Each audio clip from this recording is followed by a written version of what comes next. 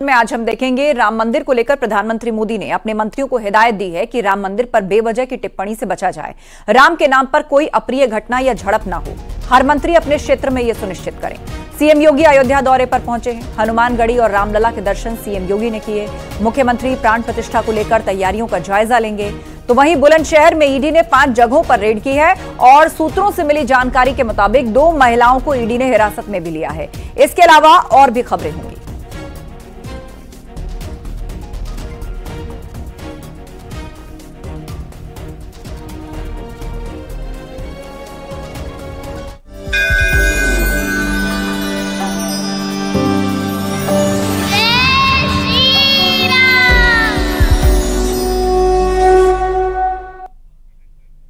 CM Yogi Ram की नगरी अयोध्या के दौरे पर हैं। मुख्यमंत्री ने हनुमानगढ़ी और रामलला के दर्शन और पूजन किए और पूजा के बाद मुख्यमंत्री अमानीगंज जलकल परिसर, police control room, Lata Mangeshkar चौक, नगर निगम द्वारा निर्माण कराए जा रहे टेंट सिटी का निरीक्षण करेंगे।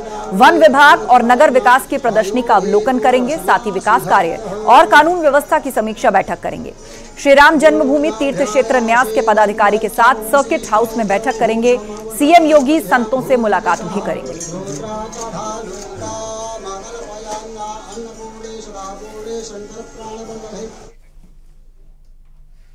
रामलला प्राण प्रतिष्ठा में न्योते को लेकर जारी सियासी बयानबाजी के बीच वीएचपी के कार्यकारी अध्यक्ष आलोक कुमार ने कहा, अखिलेश यादव को प्राण प्रतिष्ठा कार्यक्रम के लिए न्योता भेजा गया है। आलोक कुमार ने यह भी कहा कि हाल के दिनों में मैंने अखिलेश यादव का एक बयान देखा जिसमें अखिलेश यादव कह रहे हैं कि भगवान राम बुलाएंगे तब जाएंगे।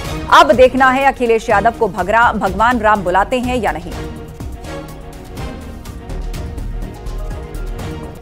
मैंने पहले उनका ये बयान पढ़ा था कि बुलाएंगे तो जाएंगे, तो बुलाया है।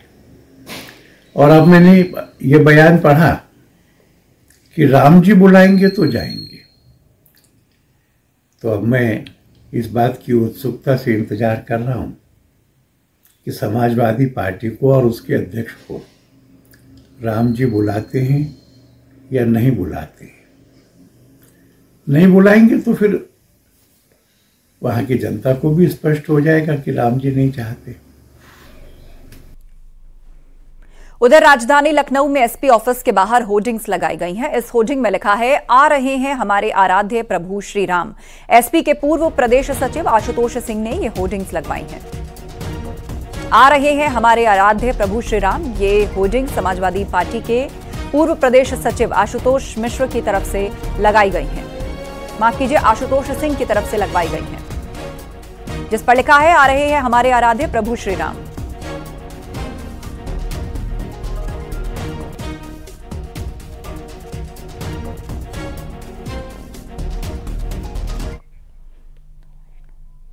रामलला प्राण प्रतिष्ठा को लेकर किन्नर समाज के महामंडलेश्वर पवित्रानंद गिरी भी अयोध्या पहुंची। उन्होंने कहा, हम लोगों के लिए खुशी का पल है क्योंकि भगवान राम फिर पधार रहे हैं। इनका कहना है कि भगवान राम के उत्सव पर हम बधाइयां गाएंगे।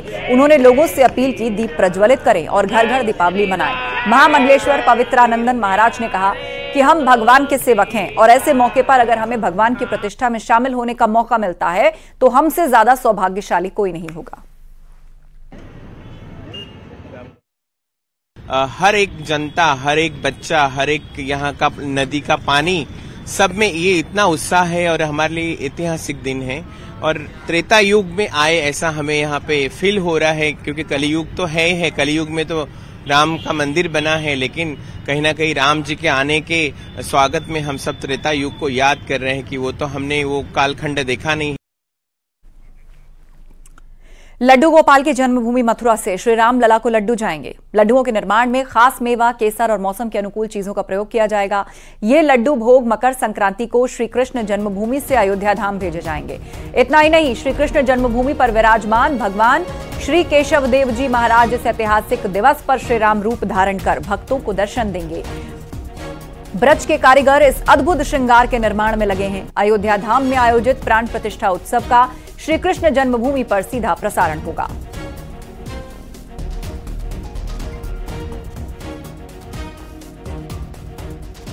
श्री कृष्ण जन्मभूमि पर प्रथम बार होगा जब युगल सरकार श्री राधा कृष्ण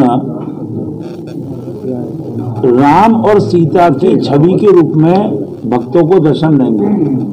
भगवान श्री केशव देव जी महाराज रामनवमी पर राम रूप में दर्शन देते हैं, वह भी इस दिवस पर इस 22 जनवरी को राम रूप धारण करेंगे।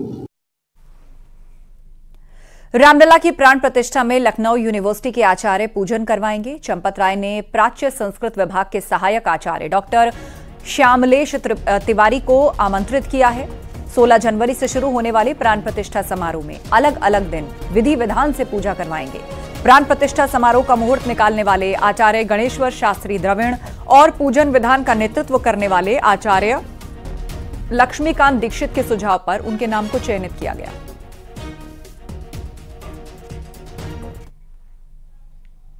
आगरा के दृष्टिहीन छात्रों ने रामलला की प्राण प्रतिष्ठा को लेकर खासा उत्साह दिखाई दे रहा है। हारमोनियम और ढोलक के साथ ये बच्चे भजन गाकर अपनी खुशी का इजहार कर रहे हैं।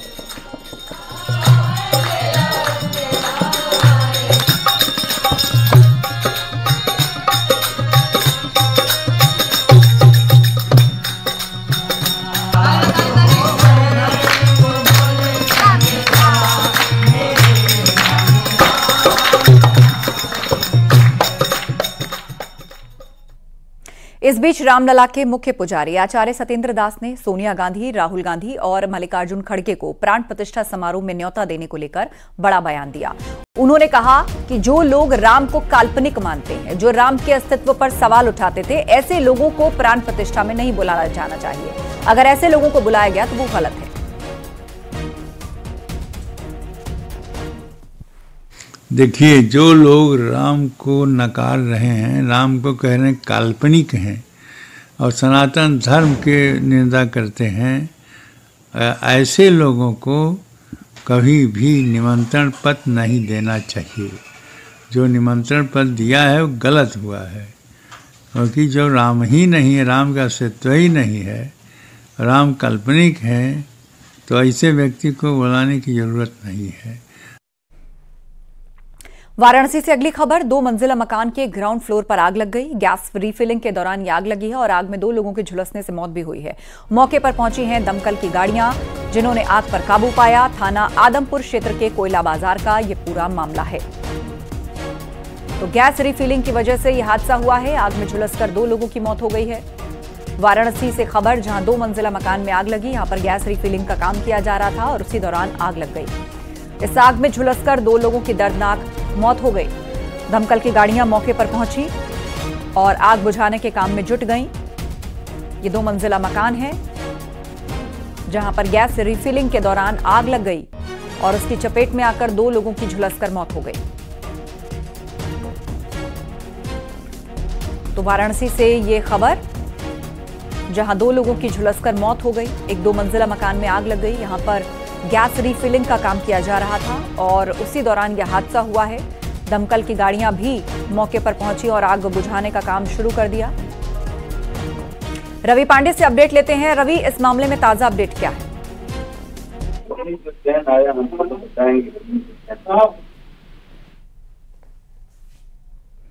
आप तक आवाज पहुंच रही है रवि, क्या ताजा अपडेट मामले में?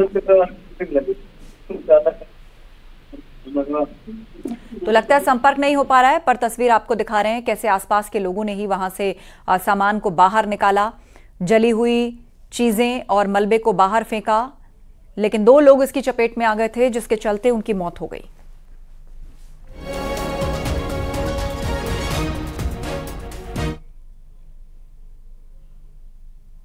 और नोएडा में अवैध पार्किंग के खिलाफ पुलिस का एक्शन देखने को मिला है। पुलिस ने एमिटी यूनिवर्सिटी के पास अवैध पार्किंग के खिलाफ कार्रवाई की है। इसमें 15 गाड़ियां सीज की गई हैं और 250 गाड़ियों का चालान काटा गया है। इतना ही नहीं, 30 गाड़ियों पर लगी ब्लैक फिल्म भी उतरवाई गई है। तो 250 गाड़ियों के चालान कटे हैं नोएडा में, 15 गाड़ियां सीज भी हुई हैं। 30 गाड़ियों पर से ब्लैक फिल्म यानी काले शीशे की जो परत होती है उसको हटाया गया है।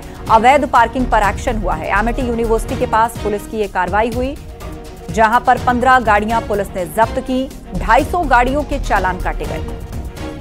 30 गाड़ियों पर से काले शीशे भी हटाए गए।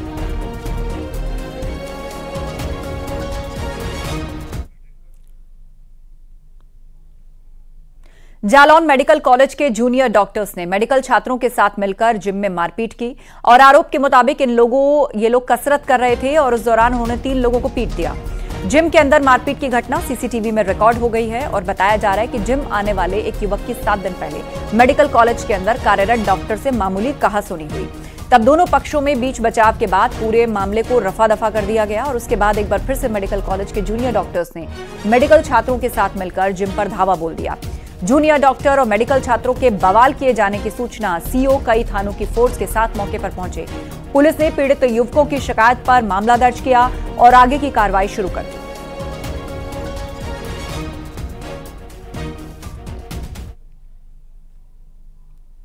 इटावा में फावड़े से काटकर दंपति की हत्या से सनसनी फैल गई। बेटे बहू पर हत्या का शक जताया जा रहा है।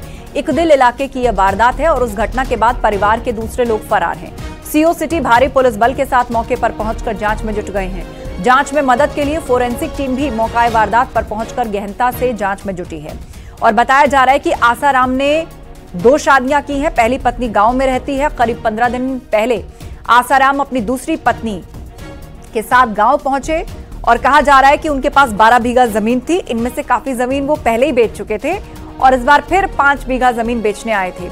आरोप के मुताबिक पहली पत्नी के बेटे और अन्य परिजनों ने दोनों की फावड़े से काटकर हत्या कर दी।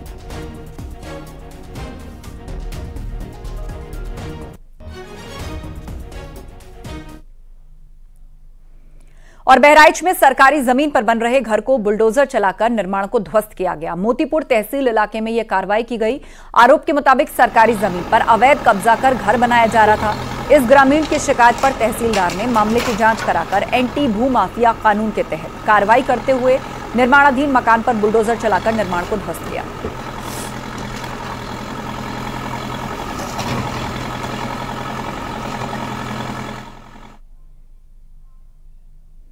प्रयागराज से अगली खबर। माफिया मुख्तार के साले आतिफ को जमानत कैंसर का इलाज कराने के लिए जमानत मिली है। इलाहाबाद हाईकोर्ट ने जमानत मंजूर की है। मनी लॉन्ड्रिंग का आरोपी है आतिफ। तो प्रयागराज से यह बड़ी खबर। माफिया मुख्तार के साले आतिफ को जमानत मिली है। दरअसल आतिफ को कैंसर है और उसका इलाज कराने के लिए जमानत दी गई है। इलाहाबाद हाईकोर्ट ने जमानत अर्जी को मंजूर किया है। मनी लॉन्ड्रिंग का आरोपी है आतिफ और कैंसर के इलाज के लिए उसको जमानत दी है कोर्ट ने।